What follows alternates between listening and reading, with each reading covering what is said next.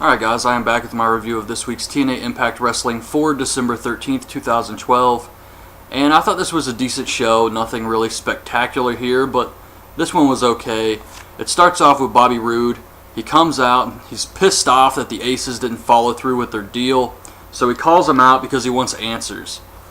So the Aces come out and Devon tells him that someone placed a better deal on the table, and they took it. And he refuses to tell Bobby Roode, who outbid him, but he says, "You may find out later tonight." So Jeff Hardy and Storm come out, they charge the ring, the Aces leave. Backstage, Velvet Sky says the Pigeons have been cooped up for too long and they're ready for action. Mickie James promo on how she's upset she didn't beat Tara at the pay-per-view. We get Madison Rayne versus Velvet Sky. Velvet has new ring gear. It's very Catwoman. She wins with a face buster. She hasn't really improved, but who cares? So Kurt Angle tells Garrett and Wes Briscoe that they have a tag match and he'll be in their corner, and he gives them some 5-hour energy. Cheap plug. Daniels and Kazarian say that they had nothing to do with the Aces screwing Bobby Roode. They're friends with Bobby Roode, and maybe they should be asking AJ if he had anything to do with it. Robbie E and Robbie T versus Garrett and Wes Briscoe with Kurt Angle. I didn't care for this. I actually don't mind Wes Briscoe, but I just don't care about Garrett Bischoff. I think he's terrible, and he brings everything down. Wes Briscoe pins Rob Terry with a crossbody. Afterwards, one of the Aces, the mustached member I think, runs out, takes out Kurt Angle's leg with a pipe, and then runs off. So I guess this was a way to take Kurt Angle off of television for a while. I know he has a legit injury. It's a groin pull or something like that. So I guess they were just trying to write him off TV. We see Angle getting medical treatment.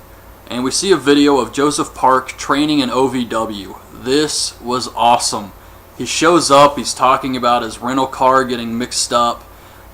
They make him work out. He starts puking. It was great. I look forward to more of these.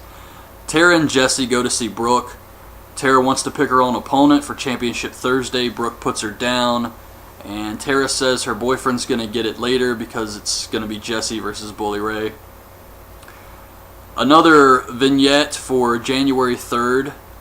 I know I said last week, I figured it was Abyss. I mean, who else could it be? But Metal Ruler 45 actually left a comment. He said he thought it could be Crimson. And now that I think about it, that's actually a really good prediction because of the way they're making the vignette.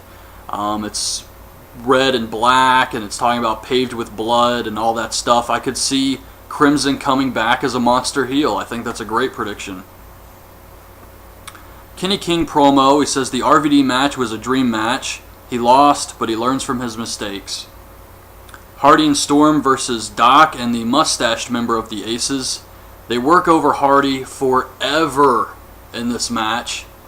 He tags James Storm. Storm gets the hot tag. He hits a couple moves, and then he tags Hardy back in. It's ridiculous. But the Aces hit the ring. They fight them off. Hardy beats the mustached member with a twist of fate. The Aces crawl back into the ring. And they tell Storm and Hardy that Austin Aries was the one who outbid Bobby Roode. So Hogan hears this and he's pissed off. And Bobby Roode runs up to him and he's pissed off. And he gets a phone call from Austin Aries. So Hogan says he better come clean tonight or there's going to be hell to pay. And Bobby Roode's just screaming at Hogan, "I love this." I love Roode just freaking out on Hogan. He says, "You better have a plan, Hulk." AJ Styles comes out, says he's not going anywhere, and this is about him. It's not about the fans. It's not about TNA, but he's got to do things for himself now. And he takes his shirt off and leaves the ring. He says he's going to do his own thing. Backstage, Dixie Carter says, "Who are you?" It's terrible. Daniels and Kazarian are laughing about this. Daniels says he sent him packing, and Kazarian says he has a surprise for Daniels later. Now that I think about it, I hope I didn't fast forward over something because they never come back to this. So I guess they'll either show us next week or I may have missed it. I don't think I did though. Kenny King versus RVD. This was a good match. I like this. RVD hits a crossbody, but King rolls him up, uses the ropes, gets the win. So I assume he's going to get his rematch in the future, possibly next week for Championship Thursday. I guess they're turning Kenny King heel. I mean, they could always twist it and say King was just using his head. He was doing what he had to do to win. He's learned from his mistakes. He knows what he has to do to beat RVD. Maybe something like that, but he still cheated. It's going to be hard to twist that, so I guess they're turning him heel. Bully Ray goes to see Hogan. Hogan gets in his face and says he put his daughter in harm's way. Bully says, what makes him think he's doing something with Brooke? Well, maybe it's the way you two have been acting. I mean, you're being really weird about the whole situation. If you're not doing anything with Brooke, just say that. Instead, when Hogan calls them out, Brooke says, I'm a grown woman, and Bully says, do you really want to know what's going on? Well, if you're not doing anything, why act so suspicious? So, I mean, that doesn't make any sense to me, but he says maybe she likes him. And Hogan says something about how they were on the couch together, and Bully says she was just apologizing for the way Hawk was treating him. Hogan says if that's true, you will have no problem staying away from Brooke. And Bully says he was just defending her honor, and she's a grown woman. I don't really care for this Bully Ray face turn, but I'm okay with it because I think the only reason they're doing this is to have people start believing that Bully Ray is a face.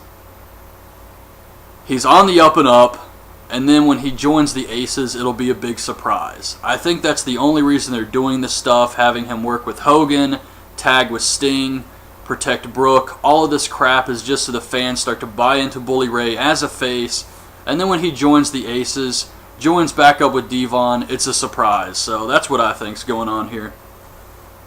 But yeah, I definitely prefer Bully Ray as a heel. So we get Jesse with Tara versus Bully Ray. Bully beats the hell out of this guy. Just some sick chops to the chest. That was awesome. Tara runs in the ring. He slaps her ass. Jesse starts to get a little offense, but Bully wins with the diamond cutter. Austin Aries comes out, and he says he outbid Rude. He's pissed off at Hogan. Hogan had him fight his battles with the Aces, and then as soon as it was over, which it technically never ended, the Aces are still running thing. Well, not really running things, but they're in the Impact Zone now. They had more power, which led to nothing, but I'm not going to get into that. But he says that as soon as the battle was over, Hogan pushed him aside for Jeff Hardy. So he's pissed off about that, and Hardy comes out and says if Aries wants a match, all he has to do is ask.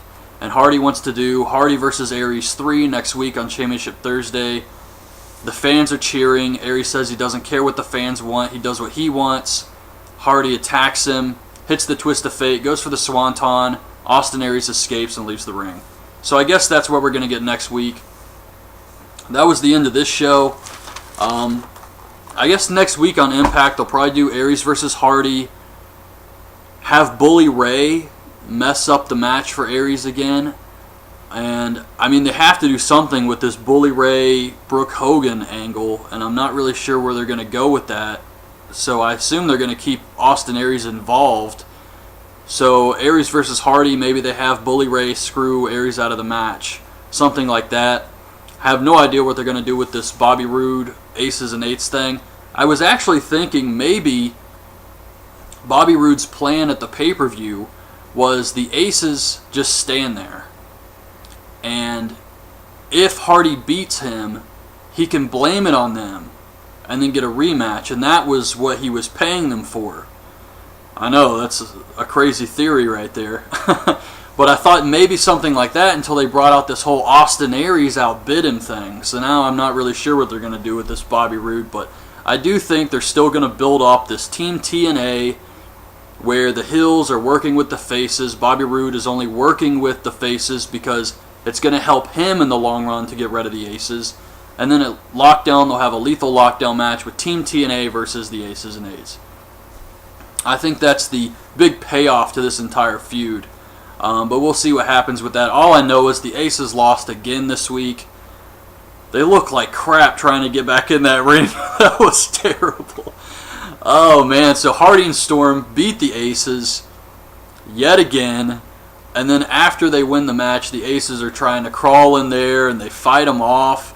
Actually, they fought them off and then won the match. So it really made them look bad.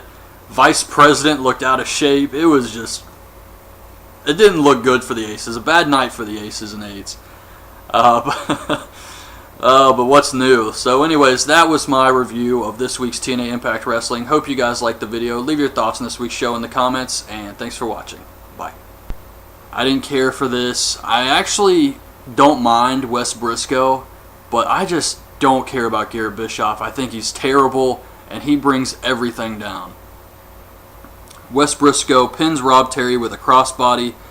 Afterwards, one of the Aces, the mustached member I think, runs out, takes out Kurt Angle's leg with him out, and Devon tells him that someone placed a better deal on the table, and they took it. And he refuses to tell Bobby Roode, who outbid him, but he says, "You may find out later tonight." So Jeff Hardy and Storm come out, they charge the ring, the Aces leave. Backstage, Velvet Sky says the Pigeons have been cooped up for too long, and they're ready. Tells Garrett and Wes Briscoe that they have a tag match and he'll be in their corner, and he gives them some 5-hour energy, cheap plug.